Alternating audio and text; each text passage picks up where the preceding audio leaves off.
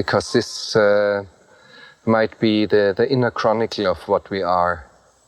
And we have to articulate ourselves, otherwise we would be cows in a field.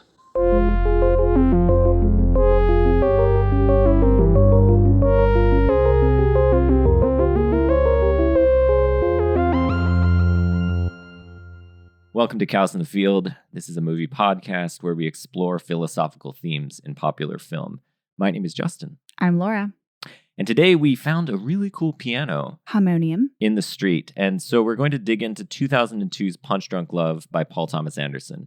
And we're very happy and excited to be joined by Sean Burke, a founding partner of Whistler Partners legal recruiting firm, and a massive Paul Thomas Anderson fan. Welcome, Sean. Welcome. That's a great intro.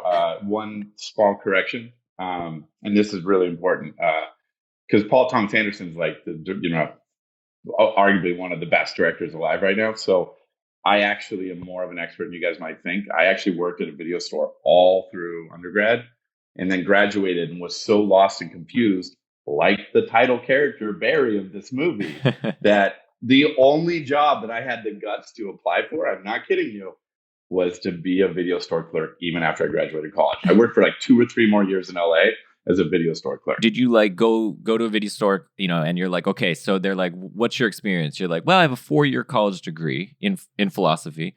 And I also have 4 years of video store clerk experience. Literally. Yeah. I never had any other job. And one of the things about my identifying with Barry, when I graduated, I moved in with a girl I was dating, and she already had like an apartment in San Diego. She did my resume. And I remember being like, what do I do now?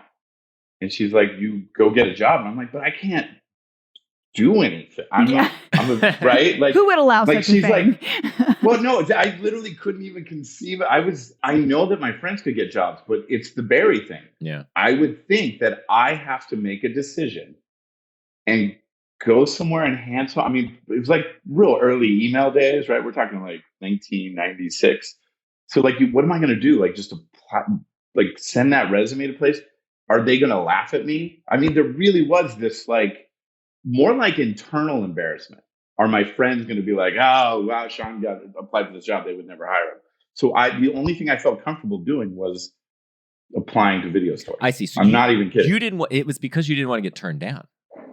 I didn't want to get turned down, but also it was more like, and I think this is one of the things that paralyzes Barry so much, and it's hard to imagine, is when you're that self-conscious, you spend more time worried about being embarrassed than you do. And so the way to connect with people about that, because everybody laughs at the movie and they're like, that's outrageous. No one could be like that. You guys both know Diana.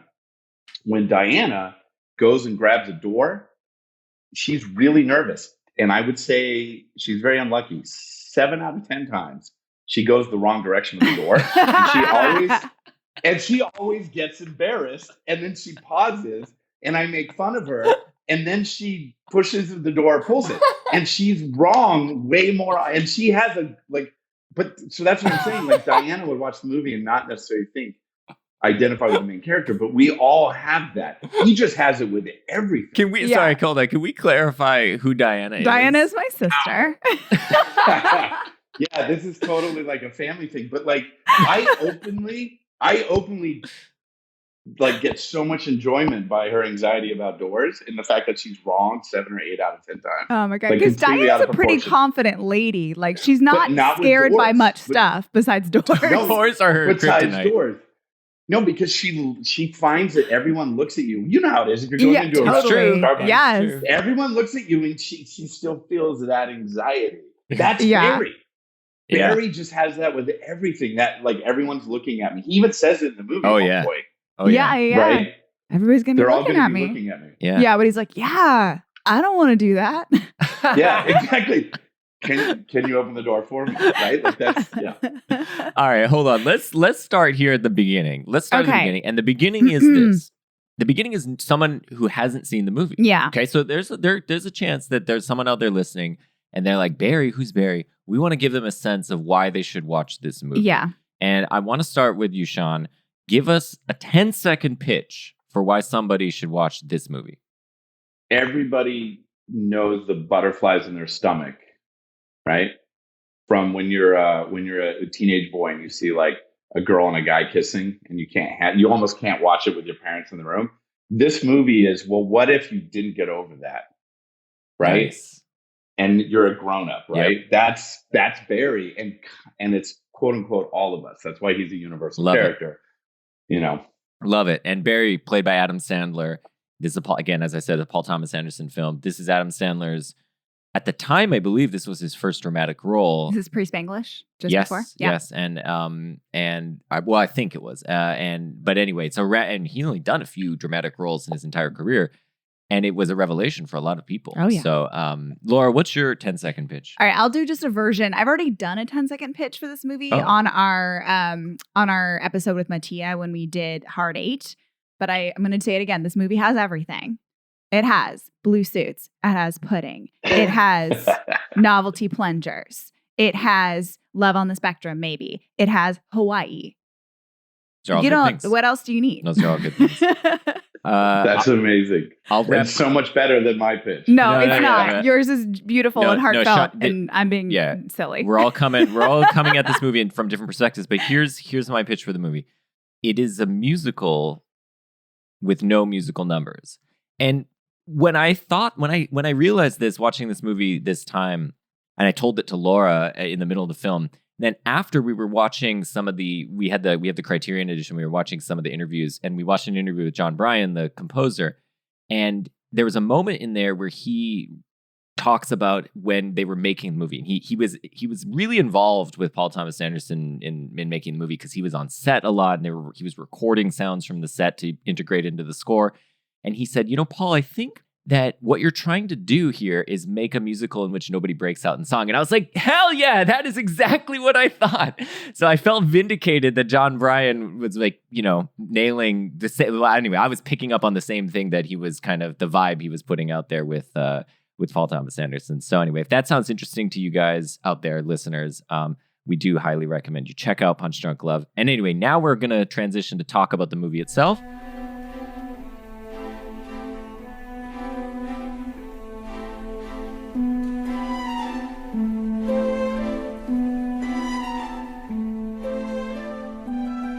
And Sean, you recommended that we do this movie, and we want to ask you, when did you first see it, and what keeps you coming back to the movie?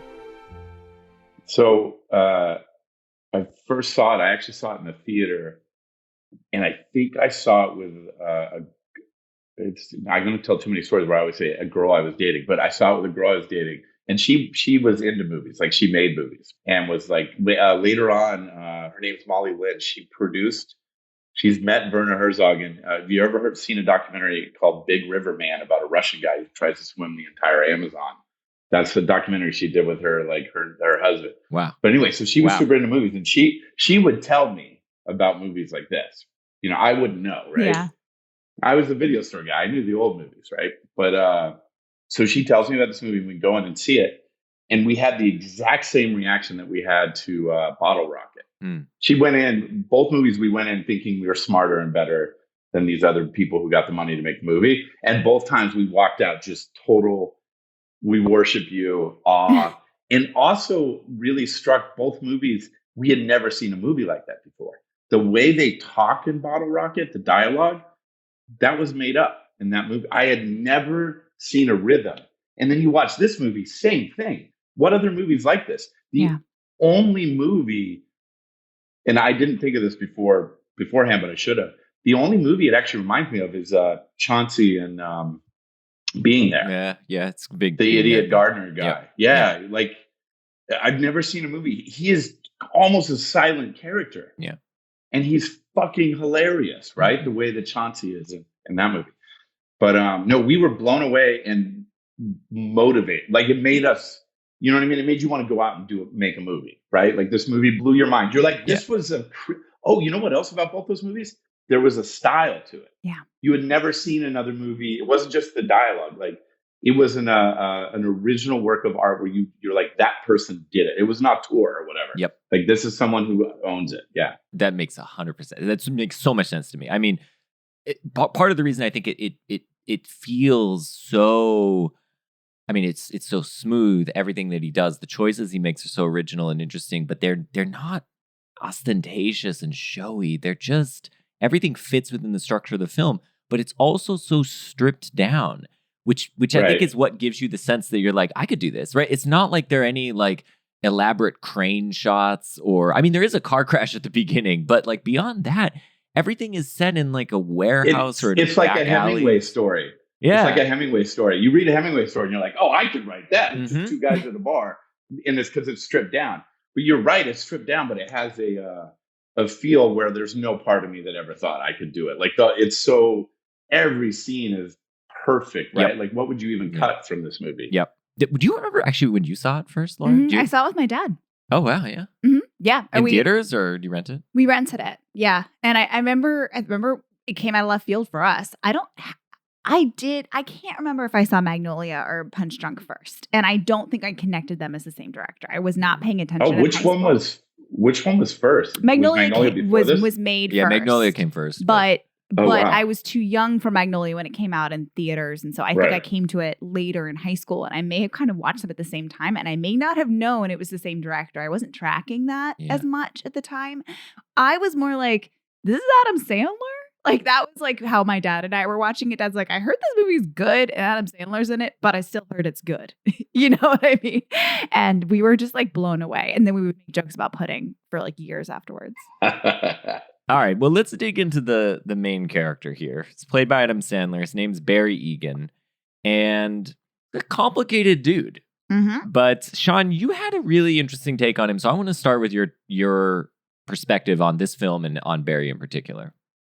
So I think this whole movie, Barry he's like a teenager, right? This whole movie is a metaphor for a teenager. And if you don't identify, and we were talking earlier, like, do you think if you don't think about those parts of yourself that were insecure and were absurd when you were a teenager and you spent more time worrying about being embarrassed than actually like just doing whatever's in front of you. This movie is like I think it's a metaphor for a teenager. I think everything that happens to him, if you make him 12 years old, right after his parents are getting divorced, is there anything he does in this movie where you wouldn't be like, that's exactly how a 12-year-old would handle that situation or act out? Yeah. But he has this layer of being an adult. So when he does it, he knows that he's chronically behind the curve. Like he does have a little bit of a self-awareness. So like when he's like, can I talk to a doctor? And he's like, I'm a dentist. Like this is one of my favorite movies. But when he talks to him, like he's aware. He's like, what is the line he says? I don't know if there's anything wrong with me because I don't know what other people are like. Yeah. That's a wonderful But he's line. like, but I'm worried. Yeah. But it's like he knows there's something wrong and he's 12 years old. But if you look at it like a 12-year-old facing adult situations, everything he does is understandable. Yeah, that perspective, which, we're going to interrogate this for a bit, but that perspective is fascinating for a number of reasons. For one is that it immediately gives you a sense of sympathy for Barry, because if you would imagine a 12-year-old in these adult circumstances, they would be terrified. And it would make perfect sense why they're terrified. Like they're like being asked to do things and comport themselves in ways that they're, physically and mentally unable to. And the world is this terrifying machine that they have to deal with that they don't yet know exactly their way around it. And the other thing about that's fascinating is that casting Adam Sandler as the sort of he's like the perennial man-child, right? No, right. No, as that's exactly right. He is. I did not think about it that way, but like, it's like he's Billy Tommy Madison. Boy. It's all his. Yeah, Billy Madison. It's all his. Not Tommy Boy. It's all his other movies where he's a man-child, and he's playing the best. But this movie, though, he does it a lot with less lines. It's real like physical comedy. Like you know what I mean? Like they really they take all those other characters. And he's not acting. I mean, he's not acting out. A lot of times he's not doing anything. You're dying laughing. Right. Yeah. I mean, it's wonderful to think of this movie as basically Paul Thomas Anderson watched a bunch of Sandler films, and he's like, I see. Sandler's this guy who is a child in a man's body, I mean, if you think of all the Sandler movies he did up until now, that's basically his shtick, right? Yeah. And he's like, but those characters are played cartoonishly, right? So they're played like slapstick. I'm going to play him seriously. Like, what if this guy were a real person? What if you took Billy Madison and made him a real person? Like, what would he be like? And then you get this film, and that's actually really interesting. That's a really interesting take, because then that's like a real character study of someone who has this kind of stunted adolescence, who is really just like struggling, you know, with the things that young men in particular struggle with, like their hormones and their anger, and their inability to like connect with other people. Like, there's all these scenes where he's, you know, around other people, but he's not really connecting with them. He's always, no, thank you for saying it. One of the things, it opens up with him in the desk far away, and it's not even the desk of his office. For some reason, he's so lonely and confused. He's in the corner. Also, think about this. So all the opening scenes, he's always alone, and he's never in the center. Yeah, you notice how he's always on the side, and he's always alone. And when he's at the party, he's alone. Remember when even when he smashes all the windows, everybody's around the table. He's the only one not at the table. He's right. But what does every teenage boy do? If you're a teenage boy and you're more worried about getting embarrassed than putting yourself out there, you go to the party. I used to do this. I go to the party. What do? I go in a room where no one is, and I get some fucking hoity-toity book, and I sit there reading it like a sad fucking loser. Philosophy major. Right? And wait for some girls to come and talk to me. And be like, ooh, you're reading Nietzsche? By the way, it didn't work. It didn't work. I would basically, girls would come by and say hi, and then they would be like, why don't you come hang out at the party? And I would just fucking feel miserable. You're like, I'm just trying to figure out existentialism, man. I got a lot to do. So you would have fit in grad school, honestly. That's the whole vibe. There was a guy who had a book of Ralph Waldo Emerson, like a big fat Emerson book at the bar, at a grad bar. The grad bar, yeah. This is the grad school bar at Yale, and there would be people would just bring their books and read them at the bar. It was such a prop, though. I was so annoyed. I was like, well, but wasn't it a prop? So here's the thing. Well, so now look into your heart. Look into your heart, Laura. Come on. Look into your heart. Hold on. That guy is merely that Adam Sandler character.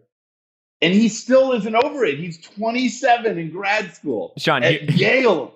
Here's the thing, that you also have to see it from Laura's perspective, which is that she was surrounded by these guys at Yale. It was like everywhere you walked, you were running into one of these kind of Barry Egan types. By the way, I totally know that. I'm more sympathetic to Laura than I am to him. So the moment it occurred to me, I was in college, still doing the same thing, still having this shtick where like I would go to class, I wouldn't talk, I'd sit in the back and not talk, I wouldn't talk to any of the girls, like whatever. And I was out with a guy who was a cool, like one of my skating buddies, who was actually a little older than me and cooler, and always had chicks. And we were out like drinking 40s at a park with these two girls from high school. And he's like, so you knew Sean in high school? He must have been hilarious. Like, did he always just come around joking? And they look at me, and these girls, like, I had the biggest crush on either of them, right? Like, he's unbelievable. They look at me, and they look at my buddy Jason, and they're like, no, Sean always like hung out by himself, and we thought he was a dick. and at this point, I'm 21. We're not like underage drinking. We're like drinking 40s in a park, but I'm 21. And my whole life flashed before my eyes. And the reason I'm cool with Laura not being sympathetic to all those grad students because it sucks when people act like that, I realized it was 100% my fault. And that's a big story in this movie. What changed? Why all of a sudden is he a conquering hero at the end of the movie? Nothing changed. It was in him the whole time. He just didn't put himself out there and talk to girls. This whole movie is like, go ask a girl for a dance in high school and don't be scared to do it. No, when those girls said that, my whole life flashed before my eyes. I was 21 years old and I thought, wait, I can't get girls just because it's 100% my fault. It was, it's devastating. So I want to ask you about this, Sean. So to push back slightly, but there's a question at the end of this, which is that Barry actually does not pursue Lena. Lena pursues him, right? Lena pursues him like for most of the movie. Now, Barry does do one big thing where he goes to Hawaii, But that's only after a lot of work that she puts in, right? She has to fake the car thing. You have no sympathy for him. This is amazing. I'm loving this. But hold on, there's a question. There's a question. Well, I'm sorry. I didn't mean no sympathy. Yeah. I just meant I love hearing you say it because I have a different angle. Yeah, we're seeing it differently. But I want to ask you this, because I actually think that what gets sort of, I was a shy guy too in high school and in college to some extent. I became more out of my shell in college, but I think what can break a shy person out of their shell is sometimes that more active pursuit of someone of the opposite sex, right? Like it can help break you out of your shell when you have someone show interest in you and sort of show you how to do it, almost show you how to be more yourself and show you how to be like, not judge you, right? Like, Barry, it comes out. He doesn't want to reveal, but it comes out that he's got some issues. But she shows that she doesn't care. Like, she has no judgment to him. She's going to love him regardless. And I suspect that that's a big reason why that brings him out of the shell. And I suspect that in many cases, for the shy guy, that's what does it. Was that your experience too? Or like, what broke you out of your shell? I don't know. I'd have to really think about when I was out of my shell and in my shell and all that. I'll circle back on that, I guess. But I did not mean to imply about this movie with Barry coming out at the end that in any way, shape, or form did he go get her. It was her the whole time. Mm-hmm. They took they took all those old movies and they flipped it. Yeah.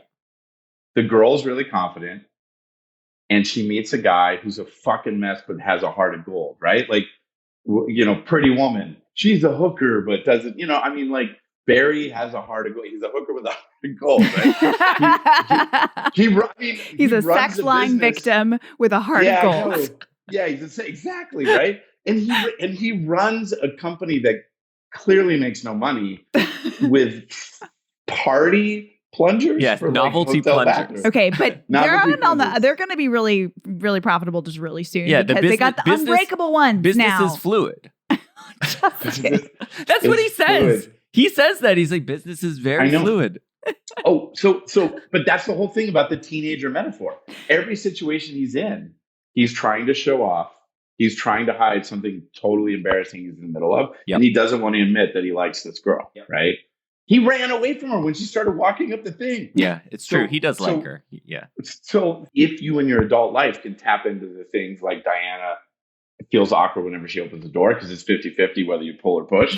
And then people will look at you and you're embarrassed. We all still have elements of him. He's an everyman. But like, no joke, I told you guys, I think before we recorded, my friend Chad was a senior in high school, took a girl out on a date for the first time. And when he was dropping off her at her house, and he went to kiss her, she turned around. He accidentally kissed the back of her head and became so embarrassed that he actually ran away. She was calling his name. She had no idea what happened.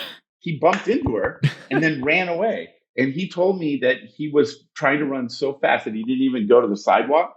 He was running through people's front yards, jumping over hedges to get to his car and drive away. Yeah. And then she called him and he literally hid from her for days. Oh no. But this guy exists even all the way till, This is making me like wonder about power dynamics in high school with gender, because I was just thinking about my friend who went on a date with an older boy in high school once, and he was clearly very nervous.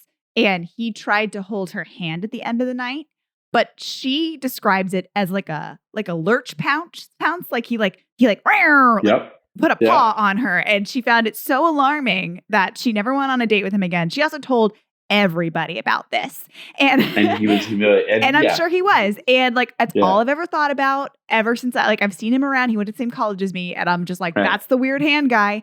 And poor dude, he was just really nervous and liked her. And now I'm wondering if girls had a lot of power in high school. I never thought that at the time, never felt it, but now I'm like feeling like, man, we were mean, and it was hard out there for awkward teenage boys. We held your reputations in the palm of our hand. Yeah. On the other hand, you guys could call us sluts and fuck us up too. So it goes both ways. It definitely goes both ways. And don't get me wrong, like there's this whole metaphor for these movies that you want to kind of call bullshit on, right? Do we really need another movie about an ugly guy who gets a better looking girl right? And maybe doesn't, but the reason it's because men are making movies and there wasn't enough women. You know what I mean? Like the reason we have so many of these movies is because it's male writers and male directors talking about their perspective. So your friend's perspective there's as many things to pull from it as the problem was his story gets told every time. That's right. The nerdy guy. But I think in this case, this isn't, not an instance of that, which is wonderful. It totally is. But it's still kind of a nerdy guy getting a girl. Totally. Yeah, totally. Yeah. I guess what I mean is that she's a weirdo too. She's a weirdo. I love that. I always think about this as like a movie that's like there's always somebody for everybody. Yeah, exactly. They found a soulmate. Part of the reason I love it is because it's so wholesome. Their relationship is so wholesome, and that she tells him at the end about what the boundaries of their relationship is going to be. She sort of sets those boundaries for him. Oh, it's brilliant, right? Yeah, it's great. And that's the thing that I think is missing in a lot of these male gaze movies is that the woman often is like written to quote unquote have power because she's like a fast talking lady or something, but like she actually doesn't have any power and she's basically just being like bossed around by the guy. But in this movie, it is totally reversed, as you said, Sean, before, and Lena really does hold him in the palm of her hand, but she's not mean about it or anything, but she really does dictate the action of the movie, and that is a really nice reversal. That's not something that you see that frequently. Listen, at the end, when she tells him the rules about the hospital and never do that again, no matter what, when he keeps saying, just give me 6 to 8 weeks. These coupons, 6 to 8 weeks. And by the way, we'll talk about it later, but the whole spectrum thing. But now he's on the spectrum, but he could also be being played as just the most extreme version of how dumb guys are. They can't share their emotions. Sure. Not like, hey, baby, I want to marry you. Hey, I'm going to just give me 6 to 8 weeks. I'm going to cash in these coupons and I'll travel with you everywhere. Yep. That's the most he can say emotionally, right? Like, so it's a metaphor for guys. But one thing that's really great, and I totally agree, this movie is not just reverse, but well done reverse. She's laughing at him a little bit, but out of love. In the doorway, when she delivers the rules, she's delivering those rules like, I'm the boss. You're going to follow these rules. And you're kind of hysterical, but man, I love you. You're so cute. But it's what normally the men are saying about Marilyn Monroe, right? She's kind of a mess. She's like this blonde bombshell doofus. But she's so endearing. Here, she's smiling at him. She's like, that's right. She's the tiger when she smiles at the end of the movie. He's the hunk or whatever that she wants. 100%. But so you brought up the spectrum thing, and I think that is a really interesting, takes, which pushes back slightly against the kind of the way you want to see it, Sean, as he's kind of a stand-in for the awkwardness, the kind of universal awkwardness of teenage relationships. But the other way of seeing it is that he's a very particular person suffering from a particular kind of neuro-non-typicality or whatever. And he's either has autism, he's on the spectrum, or he has some degree of social anxiety, right? So some cluster of these things is happening. And I think that's a very common sort of read on the Barry character. Wouldn't you say, Laura? What year was the movie? 2002. 2002. Okay. Yeah, I couldn't actually find anything written specifically about it. In a quick, not a deep dive, but I had thought about it a couple of times ago when we rewatched it, just because I was thinking about the colors and the way light is used and the soundtrack. And I was like wondering why he was making those choices. And I hadn't been thinking about a musical without songs, but which maybe perhaps also as a reading for why he made those choices. But I was just thinking about how people on the spectrum often struggle with sort of filtering noises and loud noises, and also have difficulty with bright lights and changing light colors. And of course, also have a little more of a tough time with some social interactions. But specifically, I was thinking about the colors and sounds and light, and perhaps the movie using flares and color washes and sort of deafening sounds of tape suspensors pulling, like the sort of ordinary noises that you were able to turn down with our brain that not everybody is able to turn down with their brain, and it's kind of cacophonous at the same level as somebody speaking to you sometimes. That's what I was thinking, perhaps like the movie was putting you in that sensory experience of perhaps being on a spectrum. I don't know if it was intentional or not. One thing that I found interesting was that everybody does seem to see themselves in Barry. So when I saw pieces or saw people writing about how they thought Barry was on the spectrum, it would often be people who are on the spectrum saying, Barry's clearly on the spectrum. Barry does all these things I do. Barry has all the same things that I struggle with. Barry, one person said that they felt like he was in Adam Sandler's performance, he was like stimming, self-stimulation, like behavioral, or movements to sort of calm yourself. I don't know that was in Adam Sandler's head, but I do think it's really interesting that people see themselves in Barry, just like Sean sees himself in Barry. And we watched a couple of video essays where people are like, this is about social anxiety. This is about whatever is your own personal struggle, particularly with interpersonal relationships. That's how you see Barry. Yeah. So he is like a very strange everyman. He's, maybe I shouldn't say he's like a cipher. He's a cipher in a way. Yeah. I was just going to say that he's like an everyman. There's a lot of everyman components to him, and that's why I'm not surprised to see people see themselves in him. But the way that he tries to control situations, also when he starts talking to her on the phone, right when he finally arrives at White, he keeps asking questions. That's very much a weird lawyerly spectrum thing when you're trying to control the situation. Like in this situation right now, I would be like, if I were nervous, I would go, hey, so what type of microphones are those? Should I have a microphone like that? Like, do you notice with her, every time she answers one of his questions, he asks another nervous, he needs a stat or a statistic or a number to hang his hat on or whatever.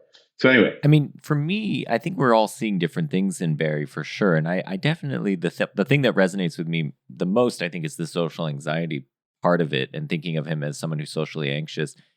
Part of that is that I think the movie is so evocative. So the portrayal of Barry's inner life, as Laura was mentioning, is all this cacophonous sound and lights and so on. And there's a scene where Lena is there with Barry's sister in the, in his like workplace.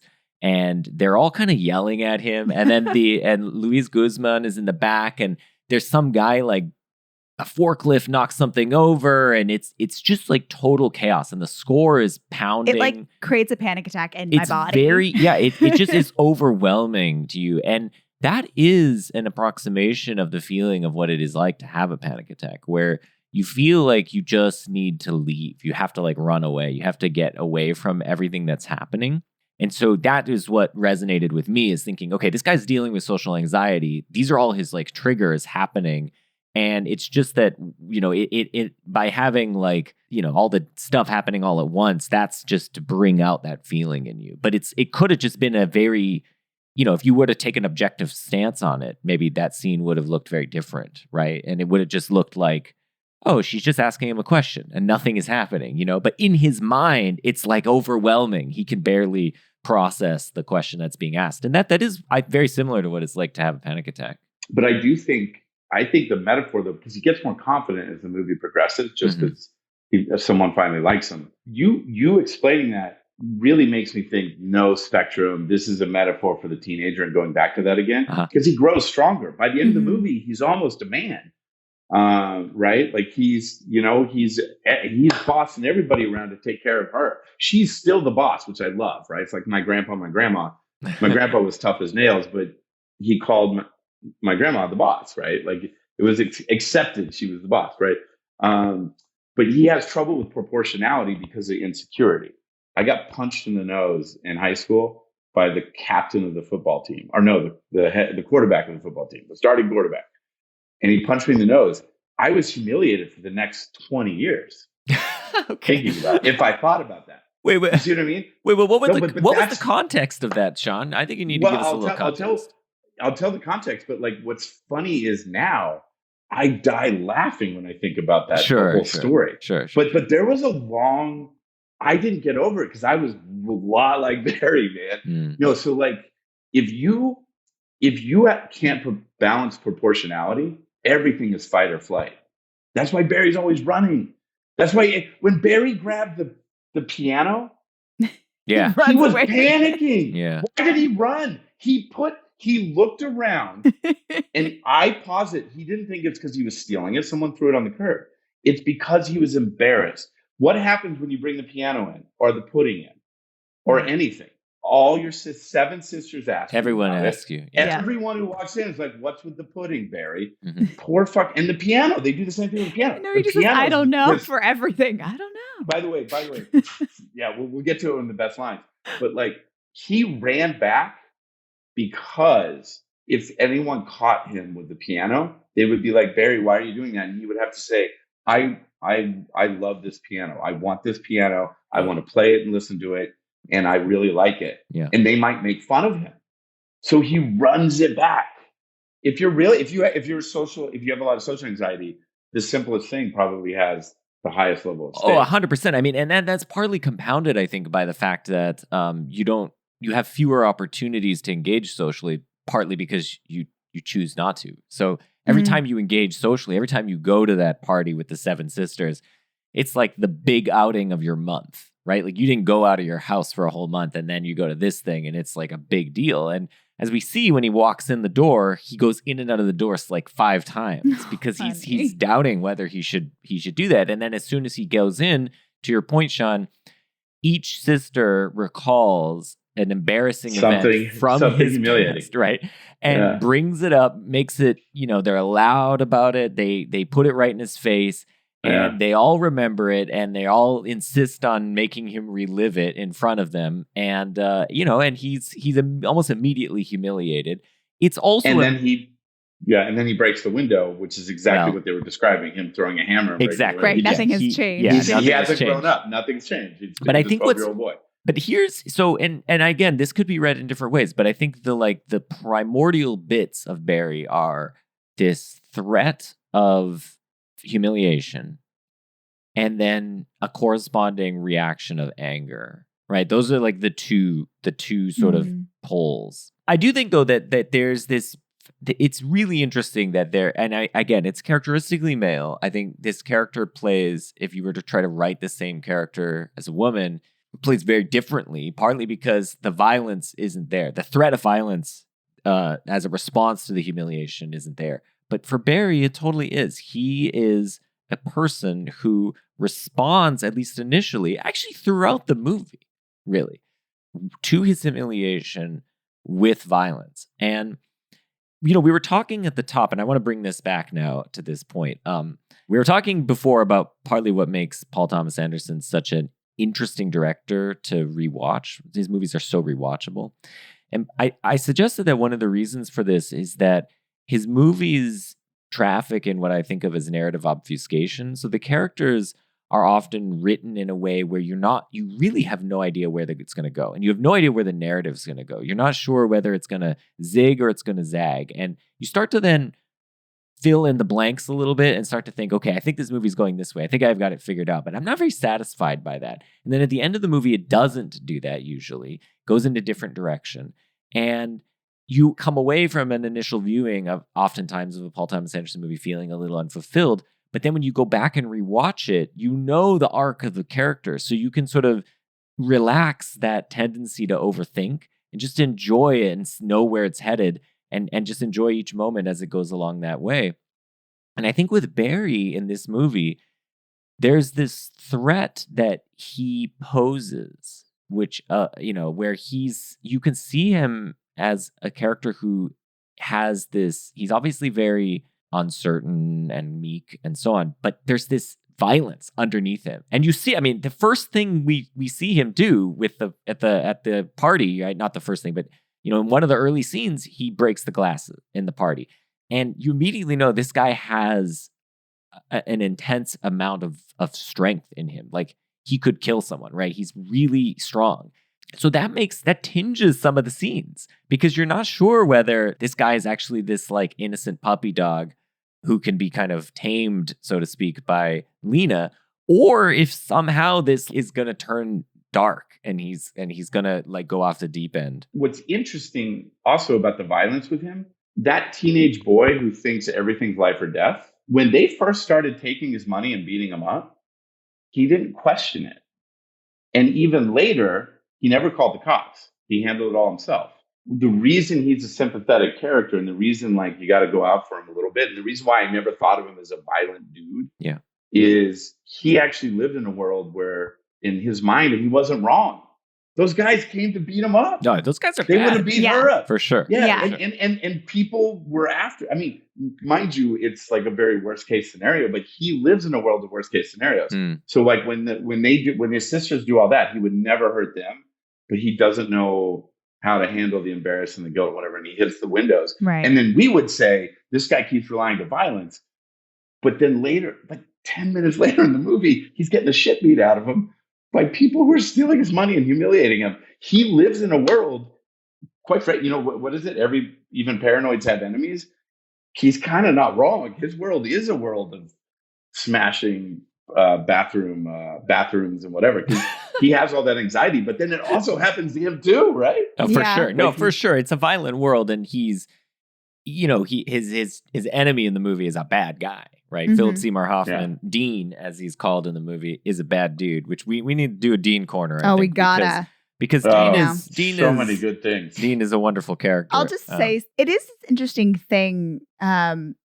The meekness and vulnerability combined with this violent urge. And you're right that Barry never turns the violence against people until the very end of the movie, where he basically becomes Jason Statham and like knocks out 5 people with a crowbar all at once and does a little flip. It's like almost like the Terminator 2 shotgun flip or something. It's cute. Or maybe like a singing in the rain move or something. But he's a good guy though. He didn't beat him up when he went there. Hey guys, I have the best story of all time that you just reminded me of. Let's hear it. This is insane.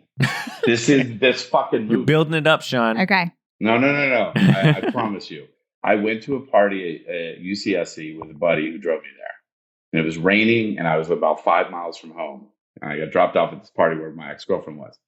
And he's going to leave and he's like, dude, I'm out of here. Like, you got to find your way home. And there's no Uber, there's no cars, there's no taxi. I will have to walk home at 2 a.m. It's 5 miles. So I'm like, I'm going to stay. I think and I are going to hook up. So he leaves. I walk back in and says something humiliating to me. Like, why didn't you leave with your friend in front of like the whole party? And I'm like, all right, I'm going to leave. And so I just start walking. I'm now walking in the rain, completely drunk. I walk by a house where upstairs they're having a party and 2 people lean out of the window and say, hey, you should come up and party with us. I go upstairs. I climb through the window. There's a guy, I get a beer. There's a guy sitting alone with a chessboard in front of him. And he's like, do you play chess? And I'm like, yeah, sure. I'm not very good, but I'll play. We start playing chess. He's like, what do you do? I'm like, I'm a philosophy major at UC Santa Cruz. He's like, oh, me too. And the more we're talking, I realize this guy is dating the same girl I've been casually dating. And I know she's dating some other philosophy student. So we play chess. And now the game's fucking serious, right? We're dating the same girl, right? So I beat him. He shakes my hand. And then I go to leave the party. And I climb out the window. It is raining heavily now. Walk 5 feet and kick in a giant window of like a store building. I don't know how I did it or why. And now I'm beyond drunk. I keep walking. I find a set of skis in someone's front yard. And now I have a ski and it's raining. I'm like hiding behind bushes. I'm like really drunk. I'm hiding behind bushes like it's like Vietnam. And I go running down the street and jump on the hood of a car. And I shove the ski into the hood of the car. And it slides in like Sword in the Stone into the windshield. And then I keep walking home. And I see that I have like red footprints. So drunk, I don't even know what that means. I still have the scars. So I get home. I go in the bathtub to try to clean myself up. And I'm like, go and wake my mom up. I live at home with my mom still. Guys, awesome. Going to UC this Santa story Cruz. is just getting better and better, Sean. No, it's literally. This is why do I like Punch Drunk Love and identify with the character. My mom takes me to the hospital, and a cute redhead that was in my typing classes, who's graduated, because I'm now in college too, I guess. She's now like a nurse, and I try to work up the courage to make a joke to get her phone number, like I always wanted to do in high school, but I chickened out and didn't do it. That's Punch Drunk Love. That is wild. I mean, what I was waiting for though, Sean, is I was waiting for you to say, and I went home, I lived with my parents, and my 7 sisters take me to. You're like, remember we called you gay boy? But she's like, I don't want to hear it right now. I will fucking kill you. No, but it's all the same stuff. He's just a 13 to 15-year-old boy. And how funny that girl that was in my typing class, who's a cute redhead that I never had the guts to ask on a date, was working that night. And I still didn't have the guts to ask her on a date. I thought I had, like, what more does a guy need to do to work up the courage? Well, it'd been a long night. It's a big one. Yeah. I was thinking about, I had a boyfriend once who had this kind of, a little bit of some Barry tendencies too, especially when he was drinking. But I met him and he had a broken arm when I met him. And I said what happened. And he was like, oh, I was out camping and then there was a board, like a part of the shelter. I hit my head really hard and it made me so angry. I punched the board and broke my hand. And I did not run in the other direction, and I should have run in the other direction. No, that was a bad sign, right? Exactly. It was a bad sign, but he mostly was a complete labradoodle, except for when he got this really insane dark side and violence. Yeah. And I imagine that's fairly common, actually. You know, I think it's something that a lot of men have inside of them, but it is this like. It's hard to put these things together. Yes. I mean, I should say we were in the teen years still when when this was. Yeah. Yeah. I probably did that when I was 19. I couldn't even fathom doing stuff like that by the time, you know what I mean? When I was older. Should we talk a little bit about Lena? Because I think she is we've been talking about the character of Barry and the perspective of him. This kind of stunted adolescent in a man's body. He's got all the strength of a man and the power of a man, but all the rage of a teenager. But Lena's really interesting too, because she's kind of we learned that she's been divorced, right? She's had relationships in the past. She has a certain confidence that Barry lacks, but she's also a bit of a weirdo too, right? Like she has her quirks and she's much more, normal, quote unquote, than Barry. She's socialized in a way that Barry perhaps isn't. But one of the things I love about Lena is just how forgiving she is of all of Barry's quirks. Like the things that you talked about, Laura, about red flags and things. There were a lot of red flags that she just waved right on past. It's not just that she waves past. I think she sees them. Yes. She sees them and she accepts them.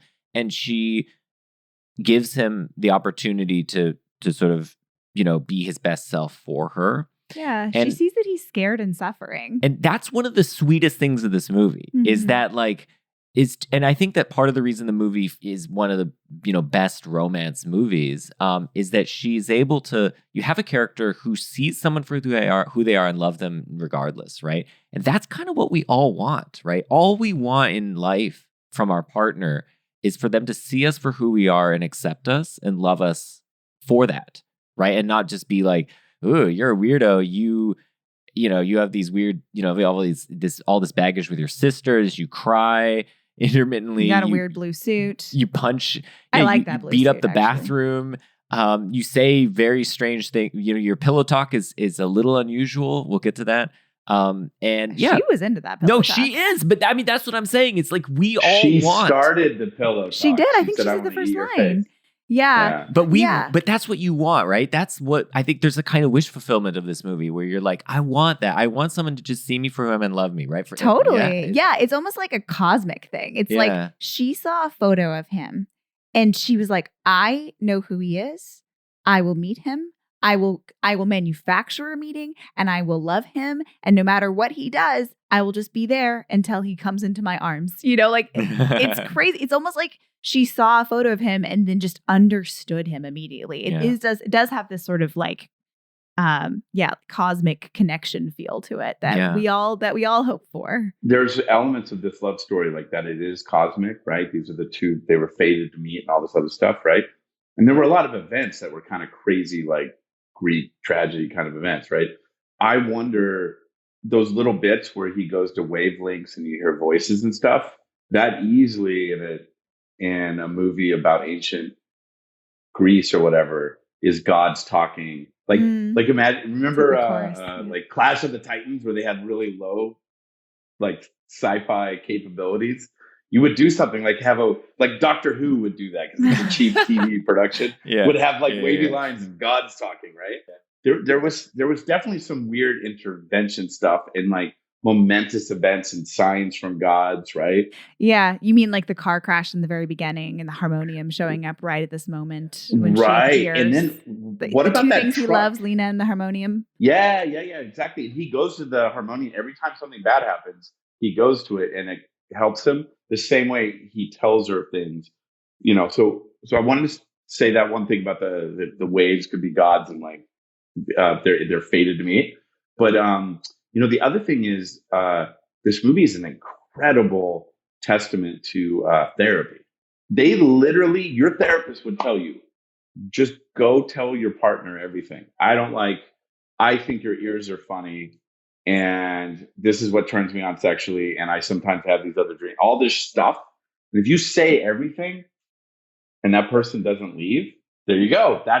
Those are the relationships that work. But most relationships are built on insane, low-level white lies all the time. Sure. And Barry, every single time, even when he's saying, I didn't ask for a shrink, that was someone else, the pudding isn't mine, I'm wearing the suit today because I had a very important meeting and I don't have a crying problem.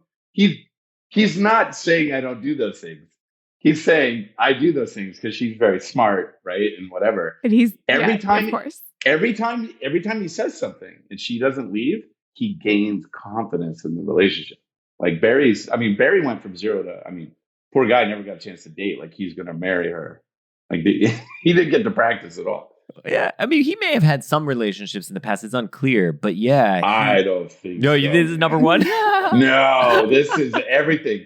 Number one for everything. But why practice if you have somebody who guess, sees you completely? Yeah. Practice what? You don't have to. Practice is usually because you have to do all the facade and stuff, okay, You guys, listen, neither one of you are allowed to make a teenage movie. A girl, you guys can't get in the mind of a teenage boy. A girl once said to me, I'm not going to say her name, so you don't have to bleep it. But a girl in high school, one of my 4 high schools, said to me one time, I've like kissed a girl barely, right? I'm still a virgin. And she's like, Sean, I don't understand. Like, you worry about all these things.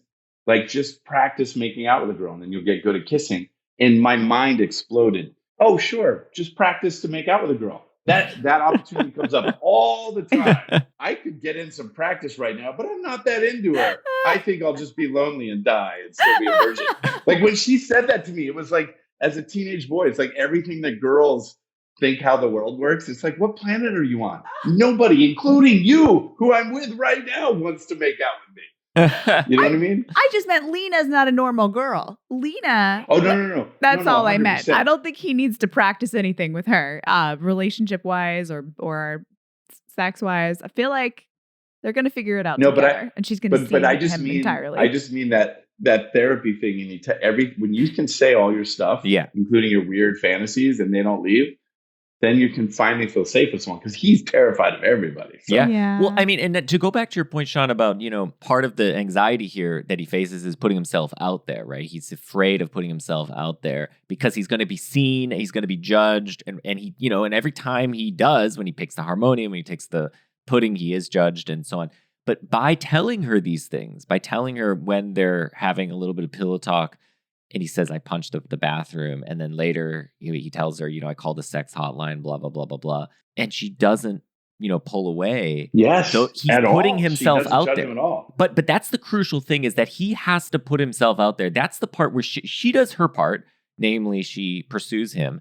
But he has to do his part. It's not one-sided. He has to put himself out there. And, at first he doesn't. He lies, right? Maybe it's half-assed, but he does lie.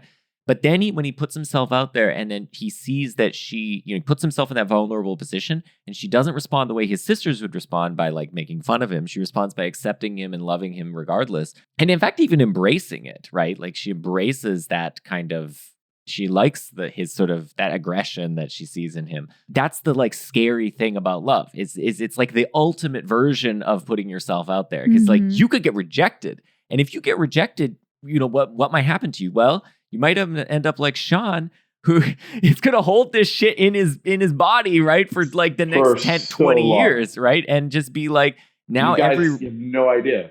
No idea. I'm sorry, Sean. No idea. No, but it's not. But for me, I'm always an open book. So like this was funny. I made jokes about this when I was 19. I see. I was self-aware. I wasn't bemoaning shit back then. I thought it was hilarious. So one other thing about the teenage boy thing, the men I grew up with, if something horrible happened, we didn't know how to express something for these guys. So like he's alone. This man is, and we never guessed his age, but I would say 27. Somewhere there. He's never, not once, had anyone in his family or any friends. His closest friend, how adorable is like the worker guys and the actors in all those Paul Luis Thomas Guzman. Anderson I was going to make yeah. a Luis comment. He's Guzman genius. No, he's genius. Love Every him. fucking scene with him, he crushes the scene with almost no words. Barry, it's great. You're going to Hawaii. I mean, his character knows that Barry's never, ever had a good time, ever, and is the saddest fuck he's ever met in his life. Like, those guys all don't understand him. They don't totally love him because they don't understand him, but, like, they like him, and they really worried about him. When she came up and asked him on a date, on pins and needles, they are like, nobody move, because Barry might go on a date. You know what I mean? Like, when they didn't understand what was happening, but they care about the kid. Mm-hmm. I know. I love that because he is surrounded by some really unsupportive family members, but Luis Guzman beyond unsupportive. Oh, except for the one sister, but even she's so mean. Elizabeth's to him. so mean, even when she kind of is still trying to be like, "Do you have a crying That's problem?" tough. Like she does sound a little concerned, but she says it in a mean way, or just at least that's not the setting to talk about his crying problem. Exactly. But I like that Guzman goes with him to get the pudding. He's just like, "Oh, that's your plan? All right, I'm on board. Let's go." Yeah. It's great. No, you need that sort of supportive friend in your life. I think it's you're right. It's like the one person he has in his life that's like actually non-judgmentally supporting him before Lena. But so one of the things though is for a lot of guys, I think that's true of a lot of guys growing up till you get that first girlfriend. That's why you're so gaga about her. It's like she's your only lifeline to any human emotion, right? And that's a lot of early guy romance. Is who wouldn't worship someone who literally allowed you to like be human for the first time in your life. So, but that's also like poor Barry. Like, what I think a lot of guys, she will remain the only outlet. You know what I mean? And then even sometimes with their kids, they have a hard time, right? Because there's so much tension there. Totally. No, that's 100% right. That if you could think about this movie as emotional repression, and that Lena is kind of the outlet for that, and you could think that, okay, those violent and aggressive tendencies, they're all going to get tamped down now that has a kind of way to someone to open up to. Actually, to another point of that in the movie is that, you could think of this as loneliness, but you could also think of this as seeking out that kind of emotional connection is when he calls the sex line worker, right? He just wants to talk. He just wants to talk. He doesn't 100%. Yeah. Oh, I'm so glad you brought that up. It's not sexual at all. He could go watch porn. But by the time you can watch porn, nobody's calling sex workers anymore unless you're lonely. He just talked to her. She finally forced him to do something. He would have just talked. But it's loneliness, but it's also this, as you put it, Sean, I like this kind of alternative, it's related, but alternative reading that he's looking for a kind of emotional outlet. That's why he calls a sex line worker and not like a colleague or friend, right? Because it would be male, and he's looking actually for a woman to talk to who. It's the only way he feels safe to express himself. Exactly, that's to true express for a lot emotions. of dudes. Exactly. Yeah. I don't think I until I was like 25, I constructed an entire world around myself where love didn't exist.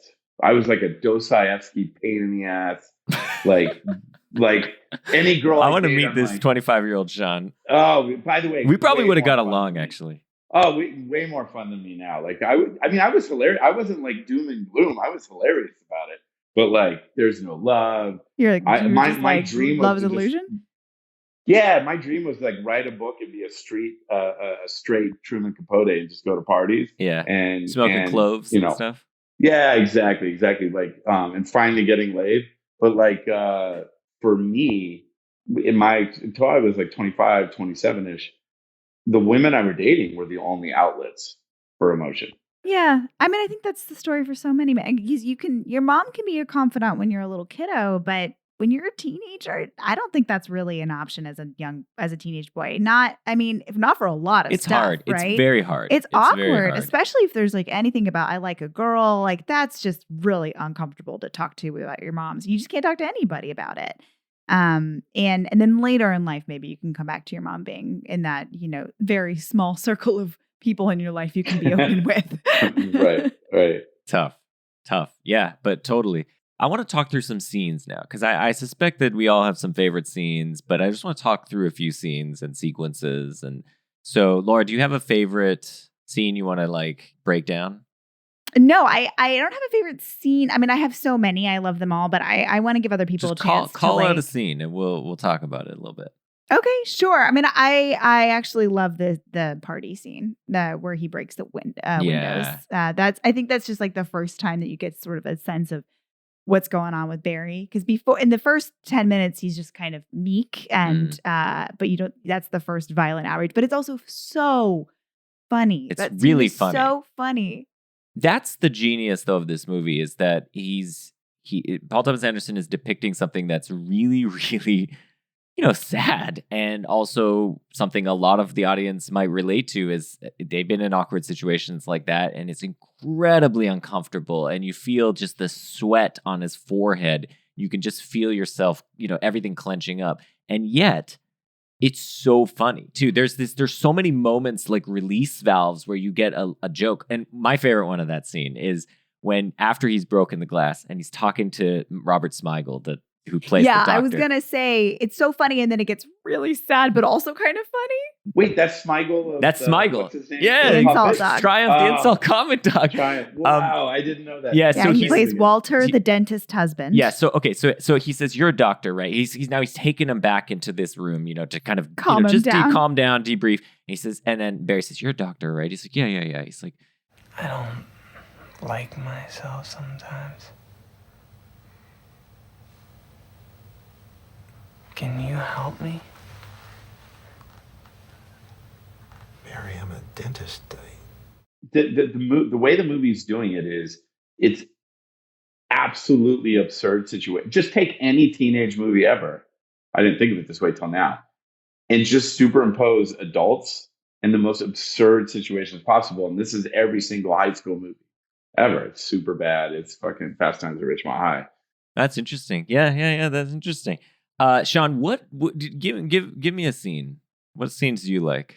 There are so many because it is such a perfect movie, and it's a movie that could just be posters. I remember one time walking into a bar and seeing The Graduate on with no subtitles on a huge TV screen, and they were not even playing the music or any sound from it. And I realized that you could watch the entire Graduate. If you've seen it once, you could watch the entire movie with no sound and no subtitles and laugh your ass off. This movie is very much the same way. That phrase you use, I'd never heard before. What's it called? Narrative obfuscation. So I do think it's that. I also think it's something that I call totality of the scene, which is an older style of movie comedy. In the 70s, Caddyshack. So Caddyshack. The totality of the scene. So narrative obfuscation, you can't figure everything out like from the characters. You don't know what direction the movie's going. Also, the way they communicate humor is not always through the humor and the punchline. It's the totality of the scene. It's increasingly absurd. There's no punchline. He smashes the windows, and it's the scene. I'm a dentist. Like that's a punchline. But then the scene just keeps going in awkwardness. So it's Bill Murray and What About Bob? It's in Caddyshack with these scenes. Bill Murray's like the king of it, right? Where the scene is just increasingly uncomfortable, but there's no punchlines. It's just like you just start laughing uncomfortably. And this movie has a ton of that, right? Even when he confronts him at the end, it's awkward, right? Like it's not clean like he's the hero. It's awkward as all. When he comes out and says, "Get the fuck out of here," and he turns around, he's like, "Oh, you want more?" And they both And he's still holding a phone like he's a dork, Yeah. right? Like this is nobody wins. Like these are dorks, right? Just men acting like teenagers. The totality of the scene is funny. There's no punchline, but you're dying laughing about what idiots they are. I mean, you're right though. It's also because it's been built up, right? Over they're kind of back and forth on totality the phone. of the scene. Yeah, yes, it's been built up that Philip Seymour Hoffman's character is so absurd. Like he's such an absurd misogynist. He's always telling everyone to shut up. In the ouch. Shut up. He's supposedly a tough guy behind the phone. Yeah. But when she's cutting his hair, he just keeps going, ow. Ouch. Ouch. Oh, ow. Yeah. And any woman watching the movie, you could tell when she's cutting his hair. The woman cutting his hair is just like, I hate your guts. You're such a fake tiger. You're such a wimp. We always misremembered this scene, and it might be that like he does it in another movie. I don't know, but I always remember when he's on the phone and Barry says "fuck you," and at that point when he goes, "Huh? What?" You know, he's all like pissed off about it. I always remember that as like he goes, "Fuck me, fuck you." Like this is like it's just this. You're like it's childish, exactly like what you said, Sean. Like, it's just like these people are like. They're like children, and watching grown men just say fuck you to each other is super funny because it's completely ridiculous. He also does this move. So when he tries to get the last line after they've had their confrontation and Adams and Barry goes, "Oh, you want more?" And he goes, "That's that." My toddler does that. He just he'll burst out with like a demand really quickly to distract me. He just goes, "Chocolate milk." Oh my God, you just gave me something I never thought about before. Barry grows up. That guy is what would have happened to Barry. Interesting. If he doesn't grow up. When Dean goes, "That's that." He was more worried at that moment about being humiliated in front of this woman that works for him, who's a cute blonde. Why did he go? He went out there to try to save his image because he's such an insecure teenager, right? And now Barry's in love. Barry's not embarrassed. When he was holding the phone, Barry walks around proudly with the phone. Barry's a man. But the other guy, he does that's that was him trying to preserve some masculinity, some, you know what I mean? Like he was so embarrassed. He was trying to like save face. You know, one of the things I love about this movie is how specific some of these points are, some of the characterizations are. And this comes out in one of the scenes that I really love. It's a very subtle scene. It's the dinner date. So the dinner date there's an ebb and flow to their conversation. But the part I really, really like is how when he's kind of making small talk with Lena and he's talking about DJ Justice. This scene, there's something that rang true to me here. Like I've met people like this who like really get into morning DJs. Yes. You know what I mean? Like, you know, like that's a type of person. It's a type of person. And so he's, you know, and I'll cut in. And they always say that they like to tell it like it is. Yeah. No, but that's a big part of it. Well, because Barry's terrified of telling it. He can't say what he wants. Exactly. Until that's brilliant. Through the movie. No, that's why the scene's in there. The scene's in there to be like, I look up to a morning DJ. Just think about that for a second. I look up to a morning DJ. I just love this guy because he tells it the way it is. He's not a phony.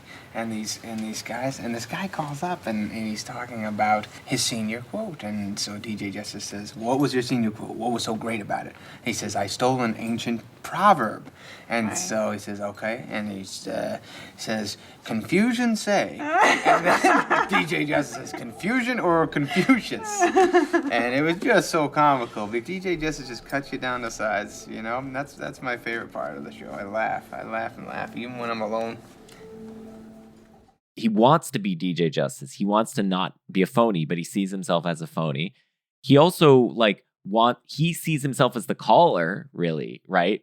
And the guy who gets cut down by DJ Justice. But of course, he desperately wants to invert that, right? And that explains why he's alone, right? He chooses to be alone because he can't deal with all of the other things. He can't deal with the humiliation of being cut down by someone like DJ Justice, who in his life is basically his sister, right? Mm-hmm. Who points out when he makes the food good thing. Yeah.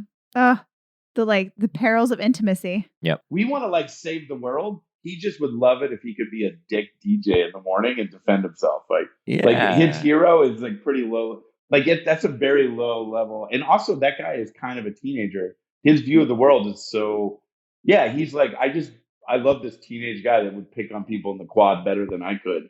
You know what's kind of funny about Barry though, because we just watched Encino Man. It's a little strange how Sean Astin's character feels really icky now. I feel like going back and looking at it because he's obsessed with popularity.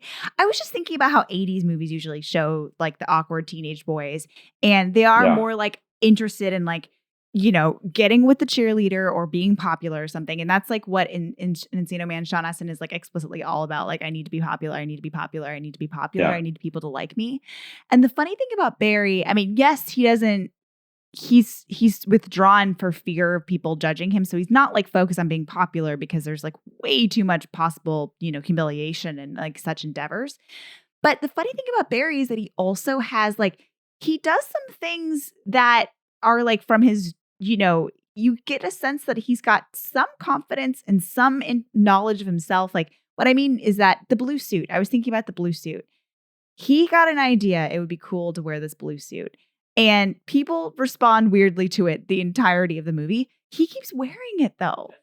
He's like, I like this blue suit. You know, like he doesn't take it off. I bought a pink OP shirt, like Ocean Pacific shirt. And I thought about it for my 8th grade graduation. I thought about it so much.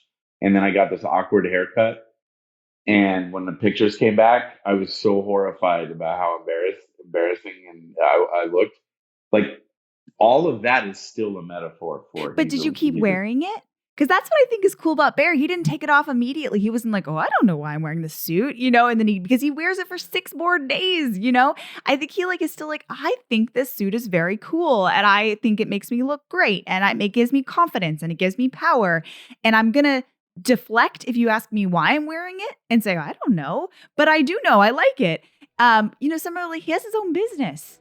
He has his own business. Like, you know, that takes a lot of confidence. He's like, I'm the guy who's going to make novelty plungers. And all at once I knew at once, I knew he needed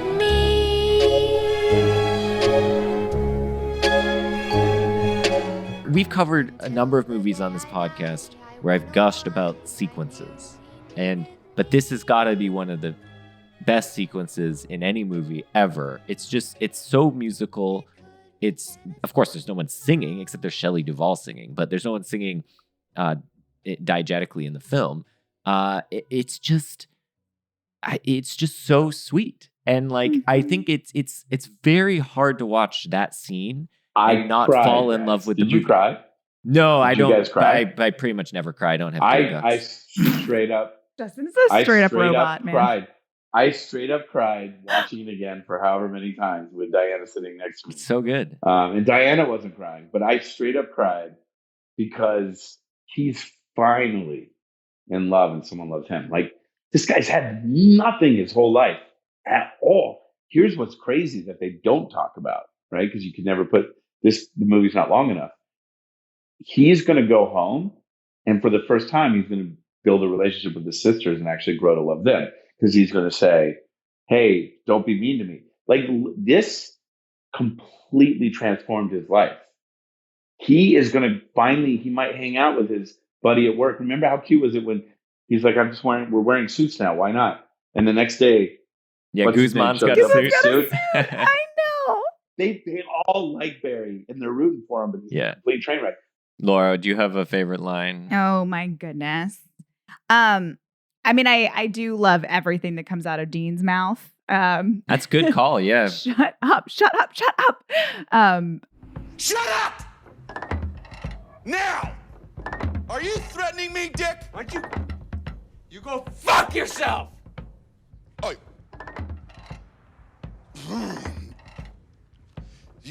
Fuck! Did you just say go fuck myself?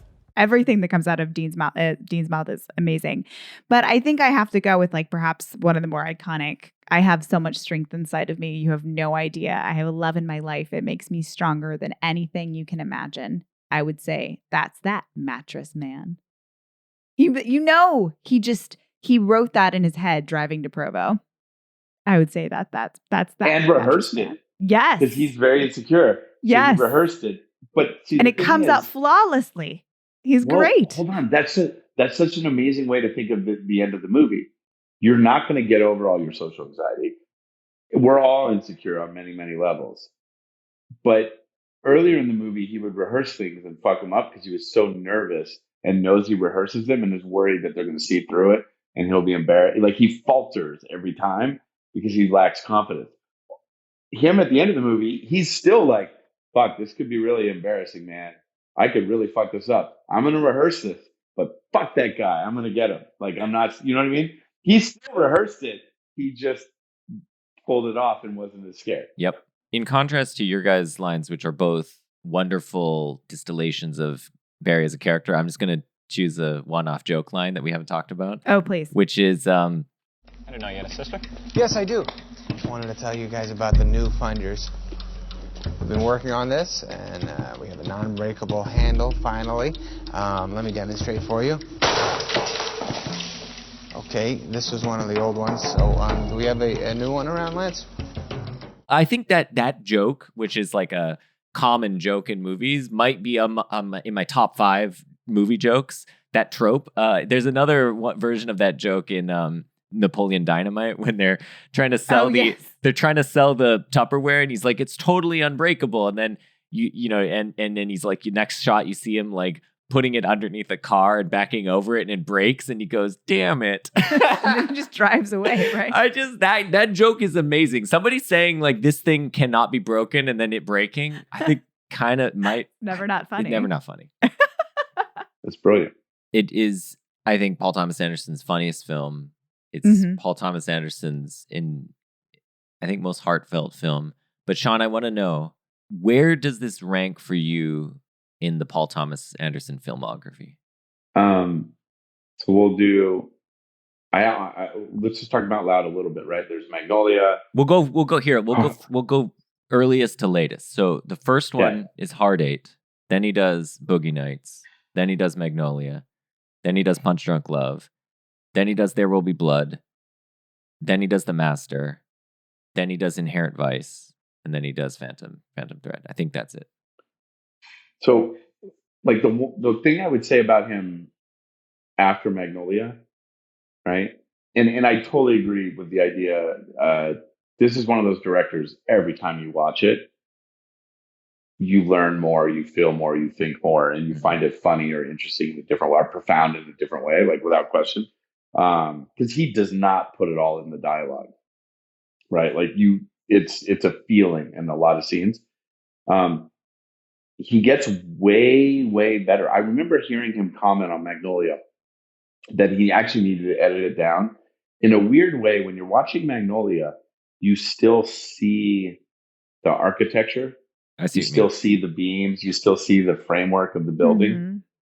And by the time he gets to Punch Drunk Love, and then thereafter, increasingly, you don't see anymore how he's doing it.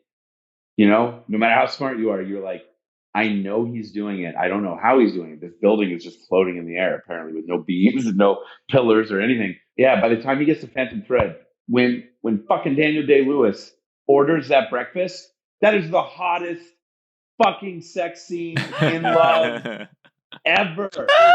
He literally, like, what is happening? It's insane. That by the time he gets there, you're like, how did he do? Like, he's absolutely controlling you, and like at a level of a comic book, right? Like this is this scene. You know what I mean? He is absolutely controlling you, and you have no idea how he's doing it. Nothing's happening at all. Like not even in a million miles. Whereas in Magnolia, you know, there's still like you see you're like, this kid's brilliant, but I see how he did it, right? But by the way, there's one other thing I didn't think about earlier. Did you read that Ringer article where they did it? It might have been Grantland or the Ringer. They do an oral history. You said something really, like at the very, very beginning of the podcast, Justin. You said, what if like he saw the Adam Sandler movies and said, I'm going to make the archetype of that Adam Sandler character, right? That's what he did in Magnolia. He took every Tom Cruise movie and he said, well, what if I make Tom Cruise play the Uber Tom Cruise? This is actually the character. This is the character he plays in every movie, right? He's the best race car driver, the best bartender, the best maverick fighter pilot, the best quarterback, whatever, right? He took every Adam Sandler movie and then wrote a part for Adam Sandler to play these ultimate emotional but true archetype of a boy, a man who didn't grow up and is still stuck in that teenage phase, right? And he wrote it for Sandler the way he wrote Magnolia for Tom Cruise. Yeah. So am I hearing that Punch Drunk is your number one Paul Thomas Anderson film for this reason, that it kind of represents a shift in Yeah. What's the best? No. So the best. I really don't even know if I could pick between The Master, Phantom Thread, and There Will Be Blood. I actually think I couldn't pick between them. If they're on, I would watch it, and I watch those three the way I watch Chinatown. If Chinatown's on, I watch it. I can't conceive of making this. I can't conceive of it being better. Those movies. Punch Drunk Love is it's a different genre. It's not in you know what, let's give credit to it though. It is as good as those movies. I just ultimately find a deeper thing with There Will Be Blood and Phantom Thread and The Master. There's something about those movies. It's way more philosophical. This movie is like emotionally pure and genius. Those other movies are philosophical. Those other movies are like the universe works its way. Although, to be fair, maybe I'm just being a guy. What a dick. He made a movie that's true about human spirit and emotions and finding your true love, and it's the only way to find yourself. And I'm somehow saying he did that at a perfect level. Somehow no, it's got to be more about like whether like you know what I mean? Like it's other philosophical. No, you know what? This movie is the equal, and I would have never thought of it until I articulated it. I think it's the equal of those. I know exactly what you're saying, Sean, because I think I had to come around on Punch Drunk Love in the same way, because you put it next to things like those later films that you mentioned, and you can it's almost easy to dismiss it as like, it's slight, it's so pared down, and there's so much. The other films are so grandiose, and they're so, one might say too grandiose. Okay, fair enough, but they're sprawling, they're longer, they're more obscure in many respects, and so they have this kind of the feeling of depth for that reason. I've come around, and when we did Hard 8, I mentioned that I put Punch Drunk in my top 3. But for me, I think, and we're gonna have to revisit There Will Be Blood. We will do it on this podcast at some point. That one really does end up at the top. I think it just is. I think it's a personal thing. I think that's all it is. But what I think is so interesting is that those movies come back to back, and There Will Be Blood is in some respect like the opposite of this movie in a lot of ways. I mean, they're dealing with certain similar things, this kind of masculine competitive aggression and drive, but it's he doesn't have Alina. He pushes everybody away. It's so There Will Be Blood is so bleak and so punishing and relentless and so sparse in that way. Like it's all this like landscapes and that kind of thing. And this movie is so much of a chamber piece. Everything is constrained and indoors, except for when they go to Hawaii, that one moment when it opens up. But it's otherwise all constrained. And so the movies are like weirdly opposites. And yet I love each of them, but just for completely different reasons. They're both, and you can see how they're both the same director. I think that movie's a mean movie. I don't like it at all. I'm sorry. And we can talk about it at another day. Yeah. But yeah, for me, it's like a tie between Punch Drunk and The Master. But I think when I think about The Master, I think mostly about performance. Think about how amazing Philip Seymour Hoffman is, and Joaquin Phoenix and Amy Adams are, as just like an insane, trio of like career performances for all of them. And Punch Drunk, Adam Sandler is phenomenal in this movie, but I feel like but Punch Drunk for me, what shines is the movie. You know what I mean when I say that? I think like it's the movie that enchants me. The score, the colors, the sort of idiosyncraticness of that film that I love Whereas The Master is a little bit more, as an aesthetic experience, straightforward and cinematic in a way that I'm used to. But the performances are just so incredible. The writing is so incredible. But it's more of a straightforward movie in some ways. In some way, I guess. In some ways, well, it's a weird movie, but I mean by the aesthetic experience. Yeah, maybe. I mean, yeah, that's it. We talked about that. I don't know if you listened to that episode, Sean, but we talked about The Master. I did. I did. I mean, I love The Master. That was a very. We had to watch it like 4 times before we could get our arms around it. That movie is so obscure. I still haven't watched it 4 times, only because it's so big. Yeah. That I tend to watch just pieces. But I do want to. No, I listened to you guys' podcast and I loved it. And there's a lot I learned, and there's a lot to think about. You know, it's interesting, Justin. If you look at Punch Drunk and you look at There Will Be Blood, I'd say they do have a similarity that might be part of what draws you to those two over some of the others. They're really structured. Like Chinatown's a perfect example. Like I've heard that if you go to film school, they say Chinatown's the perfect movie, where like the first act, the second act, the third act, like how it was written, how the beats for like the structure. There Will Be Blood in this movie are way more structured than the ensemble. The Master and Phantom Thread and Magnolia. Magnolia is a little bit more like a moral story, but it's a bunch of people's. Like it's like Canterbury Tales, maybe. But I do think The Master is like Boogie Nights. It's a mush. There's so many characters, and it's like, and it doesn't have a it doesn't have a narrative arc. Whereas There Will Be Blood, there's a moral and an arc, and you see the character just descend. Yep. Mm-hmm. And you see the character in Punch Drunk Love ascend. Yeah, that's a great point. Yeah. And they both have both movies are very, very structured, and they follow a theme that we've seen before, right? Like the guy who makes it and then kills his own family and friends because of greed, right? Like we've seen that story, and then this fall in love. That's a great point. Listen, this was so much fun.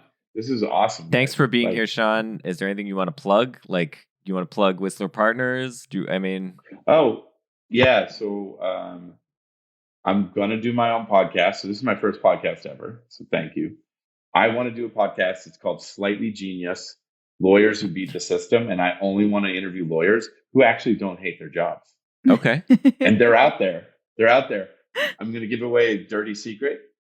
9 out of 10 of them are no longer lawyers. So they definitely beat the system. So thanks again, Sean, for being here. It was a pleasure to have you. And next week, I believe we're doing Dune. I believe we're going to be doing Dune. So oh my gosh. Look forward to that. We are at CowsPod on Twitter. You can find us on the web at cowspod.wordpress.com. And if you enjoyed this, please, we have a large back catalog of episodes. So feel free to go and find a movie that we've covered and listen to it. And otherwise, we'll see you guys next week. Thanks.